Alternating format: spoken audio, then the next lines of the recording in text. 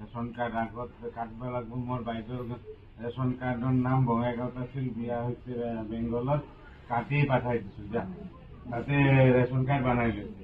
আমাৰ কিয় হোৱা নাই, আপোনাৰ বেলেগ জাগাত থাকিলে কাটিব লাগিব, এপ্লাই কৰিব লাগিব, কাৰোবাক ধৰিব লাগিব, নিজে শিকিব লাগিব।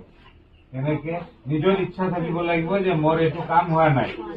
তাৰপিছত কি হয়, কোনোবা একজনতো থাকে জানা মানুহ, সেই জানা মানুহ ধৰি আগবাঢ়িব লাগিব। যেনেকে দাদা আছে আমাৰ বুথ প্ৰেচিডেণ্ট, আমাৰ প্ৰতি মাহৰ লাষ্ট দেওবাৰে আপোনালোকে 11টা বজাত একদিন সময় দিব। অলপ কি সুবিধা অসুবিধা প্ৰধানমন্ত্ৰী মুখ্যমন্ত্ৰীয়ে কি সুবিধা দি আছে এই বস্তুবিলাক জানা যাব। কি অসুবিধা আছে এইটাও লিখা হব, হৈ আমাৰ জিলাত দিব, বুথ প্ৰেচিডেণ্টে জিলাত দিব।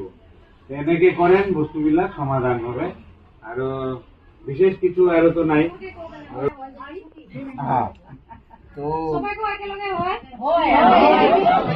বেছিভাগে অৰুণোদয় পাইছে, বেছিভাগৰে ৰেচন কাৰ্ড আছে। আমাৰ মেক্সিমাম মানুহ আমি খেতিৰ লগত জড়িত হয়নে? খেতিত আপোনালোকে সহায় পাইছে নে নাই পোৱা চৰকাৰৰ পৰা? নাই পোৱা ন? খেতিত আপোনালোকে কেনেকুৱা সহায় বিচাৰে? আপোনালোকতো মেক্সিমাম কৃষি কাৰ্যৰ লগত জড়িত। আমি মেক্সিমাম কৃষি কাৰ্য বুলি ক'লে কি গম পাওঁ, আমি ধানটোৱে আমাৰ কাৰণে মেইন প্ৰধান। আপোনালোকে কিবা চৰকাৰৰ পৰা সুবিধা পাইছে নে নাই পোৱা? নাই পোৱা।